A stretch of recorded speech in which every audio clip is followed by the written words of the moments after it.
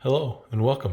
If you get the chance to be in Stockholm, don't forget to take time to go down below into the subway and travel around and see all the beautiful art that's down there. You're not going to want to miss out on this 60-mile long underground art gallery. We didn't get to see all of it, but come and join us for what we did get to see. We started our adventure directly below the stomatol sign that has been there since 1909.